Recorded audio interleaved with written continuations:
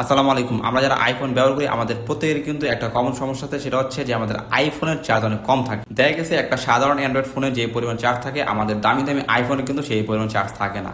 আর এই জন্য কিন্তু অনেকে আইফোন ইউজ করছে না, অথবা অনেকে আইফোন কিনতে চায় না। আপনি যদি চান যে না আপনার আইফোনের চার্জ আগের চাইতে আরো বেশি থাকুক, এর জন্য কিন্তু আপনাকে দুইটা টিপস ফলো করতে হবে। এক নম্বর টিপস হচ্ছে যে আপনাদের আইফোনের ব্যাটারি হেলথ যদি কমে যায় তাহলে কিন্তু আপনার আইফোনের ব্যাটারিটা পরিবর্তন করতে হবে। অনেক সময় দেখা যায় যে আমরা মার্কেট থেকে আমাদের আইফোনে নর্মাল অথবা সস্তা ব্যাটারি লাগাই, যার কারণে কিন্তু আমাদের আইফোন থেকে আমরা পর্যাপ্ত ব্যাটারি ব্যাকআপটা পাই না। এজন্য কিন্তু আপনার অবশ্যই যখন আপনাদের আইফোনে ব্যাটারি লাগাবেন সেটা কিন্তু একটু ভালো মানের লাগানো ট্রাই করবেন, আর ট্রাস্টেড কোনো শপ থেকে লাগানো ট্রাই করবেন। যদি আপনি আপনার আইফোনে ভালো মানের ব্যাটারি লাগান তাহলে কিন্তু আপনার আইফোনের ব্যাটারি ব্যাকআপ আপনি এমনিতেই ভালো পাবেন। দুই নম্বর টিপস হচ্ছে আমাদের আইফোনে কিছু সেটিংস আছে, ওই সেটিংসগুলো যদি আমরা অন করে দিই তাহলে কিন্তু আমাদের আইফোনের ব্যাটারি ব্যাকআপ আগের চাইতেও আরো বেশি পাবো। তো আজকের ভিডিওতে আমি আপনাদেরকে দুই নম্বর টিপসটা দেখাবো যে কিভাবে আপনারা আপনার আইফোনের সেটিংসগুলো সঠিকভাবে সেট আপ করবেন।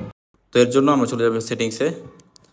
সেটিংসে আসার পর এখান থেকে ব্যাটারিতে চলে যাব, এখান থেকে ব্যাটারি অ্যান্ড হেলথ, তারপর এখান থেকে অপটিমাইজ ব্যাটারি চার্জিং এটা অন করে দিব। এখান থেকে ক্লিন এনার্জি চার্জিং এটা আমরা অন করে দিব। চলে আসবো ব্যাগে, এখান থেকে চলে যাব জেনারেল, এখান থেকে চলে যাব হচ্ছে ব্যাকগ্রাউন্ড অ্যাপ রিফ্রেশড। এখান থেকে যদি ব্যাকগ্রাউন্ড অ্যাপ রিফ্রেশ অন থাকে এটা আমরা অফ করে দিব। তারপর আমরা ব্যাগে চলে আসবো, এখান থেকে আসবো হচ্ছে অ্যাক্সেসিবিলিটিতে। অ্যাক্সেসিবিলিটিতে আসার পর এখান থেকে ডিসপ্লে অ্যান্ড টেক্সট সাইজ একবারের নিচে চলে যাব, এখান থেকে রিডিউস হট পয়েন্ট এটা চালু করে দিব। এটা কিন্তু আপনাদের 80 থাকবে, এখান থেকে আপনারা একেবারে কমিয়ে 25% করে দিবেন, আর এখান থেকে অটো ব্রাইটনেসটা চালু করে দিবেন। তারপর এখান থেকে ব্যাগে চলে আসবে আবারও, এখান থেকে চলে যাব ডিসপ্লে অ্যান্ড ব্রাইটনেস, এখান থেকে ডার্ক স্ক্রল করে নিচে আসবো। আসার পর এখান থেকে এই যে রেস্ট টু ওয়েক এটা যদি অন থাকে এটা আমরা অফ করে দিব।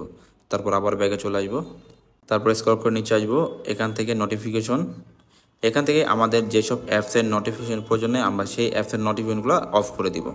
তারপর ব্যাগে চলে আসবো, তারপর চলে যাব এখান থেকে প্রাইভেসি অ্যান্ড সিকিউরিটি, এখান থেকে লোকেশন সার্ভিস এটা যদি আমাদের অন থেকে অফ করে দিব। এখান থেকে লোকেশন অ্যালার্ট এটাও যদি অন থেকে অফ করে দিব। তারপর ব্যাগে চলে আসবো, এখান থেকে ট্র্যাকিং অপশনটা দেখতে পারবেন, এখানে চলে আসবেন। এখান থেকে যদি এটা অন থাকে এটা আমরা অফ করে দিব। তারপর ব্যাগে চলে আসবো, এখান থেকে আমরা নিচে যাব, নিচে আসার পর এখান থেকে দেখতে পাচ্ছেন যে মোশন অ্যান্ড ফিটনেস এখানে ক্লিক করব। এখান থেকে যদি এই অপশনটা অন থাকে এটা আমরা অফ করে দিব। তো এই ছিল আজকের আইফোনের ব্যাটারি সেভিং টিপস। এই টিপসগুলো কিন্তু আমি আমার নিজের ফোনে অ্যাপ্লাই করেছি, যার কারণে আমি আগের তুলনায় আমার আইফোনে কিন্তু চার্জ আরও বেশি পাই। তো আপনাদের যাদের আইফোনের চার্জ একটু কম থাকে তারা যদি এই টিপসগুলো একটু অ্যাপ্লাই করেন তাহলে কিন্তু আপনাদের আইফোনে আগের চাইতে চার্জ আর একটু বেশি থাকবে। যদি এই ভিডিওটা আপনাদের ভালো লাগে বা কাজের মনে হয় তাহলে অবশ্যই ভিডিওতে একটা লাইক দিয়ে দিবেন, আর এরকম আরও ভিডিও দেখার জন্য আমাদের চ্যানেলটা সাবস্ক্রাইব করে রাখবেন।